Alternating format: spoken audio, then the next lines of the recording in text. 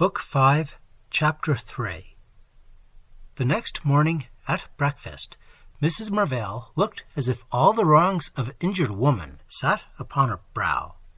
Mr. Mervale seemed the picture of remorseful guilt and avenging bile. He said little except to complain of headache and to request the eggs to be removed from the table. Clarence Glendon, impervious, unconscious, unailing, impenitent, was in noisy spirits and talked for three. Poor Mervale, he has lost the habit of good fellowship, madame. Another night or two, and he will be himself again. Sir, said Mrs. Mervale, launching a premeditated sentence with more than Johnsonian dignity, permit me to remind you that Mr. Mervale is now a married man, the destined father of a family, and the present master of a household. Precisely the reasons why I envy him so much. I myself have a great mind to marry. Happiness is contagious. Do you still take to painting? Said Mervale languidly, endeavoring to turn the tables on his guest. Oh no, I have adopted your advice. No art, no ideal. Nothing loftier than commonplace for me now. If I were to paint again, I positively think you would purchase my pictures. Make haste and finish your breakfast, man.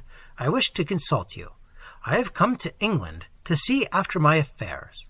My ambition is to make money. Your counsels and experience cannot fail to assist me here. Ah, you are soon disenchanted of your philosopher's stone. You must know, Sarah, that when I last left Glendon, he was bent upon turning alchemist and magician. You're witty today, Mr. Mervale. Upon my honor, it is true. I told you so before. Glendon rose abruptly. Why revive those recollections of folly and presumption? Have I not said that I have returned to my native land to pursue the healthful avocations of my kind? Oh yes, what so healthful, so noble, so fitted to our nature as what you call the practical life? If we have faculties, what is their use but to sell them to advantage? Buy knowledge as we do our goods. Buy it at the cheapest market, sell it at the dearest. Have you not breakfasted yet?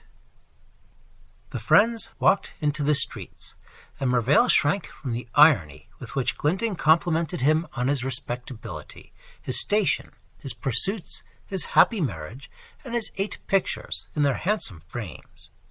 Formerly, the sober Mervale had commanded an influence over his friend. His had been the sarcasm. Glendon's, the irresolute shame, had its own peculiarities. Now this position was reversed. There was a fierce earnestness in Glendon's altered temper which awed and silenced the quiet commonplace of his friend's character. He seemed to take a malignant delight in persuading himself that the sober life of the world was contemptible and base. Ah, he exclaimed, how right you were to tell me to marry respectably, to have a solid position, to live in decorous fear of the world and one's wife, and to command the envy of the poor, the good opinion of the rich. You have practiced what you preach. Delicious existence, the merchant's desk and the curtain lecture. Ha ha! Shall we have another night of it? Mervale, embarrassed and irritated, turned the conversation upon Glendon's affairs.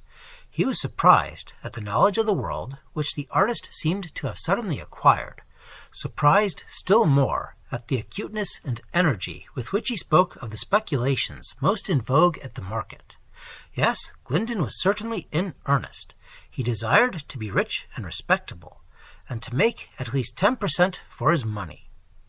After spending some days with the merchant, during which time he contrived to disorganize all the mechanism of the house, to turn night into day, harmony into discord, to drive poor Mrs. Mervale half distracted, and to convince her husband that he was horribly henpecked, the ill-omened visitor left them as suddenly as he had arrived.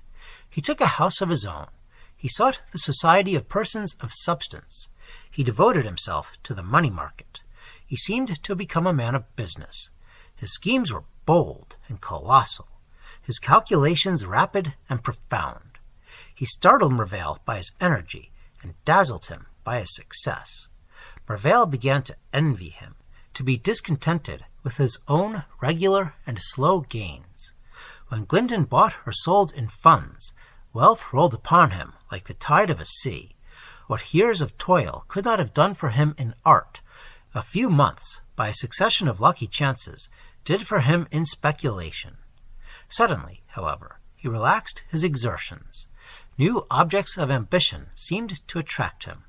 If he heard a drum in the streets, what glory like the soldiers! If a new poem were published, what renown like the poets! He began works in literature, which promised great excellence, to throw them aside in disgust. All at once he abandoned the decorous and formal society he had courted. He joined himself with young and riotous associates. He plunged into the wildest excesses of the great city, where gold reigns alike over toil and pleasure. Through all, he carried with him a certain power and heat of soul. In all society he aspired to command, in all pursuits to excel.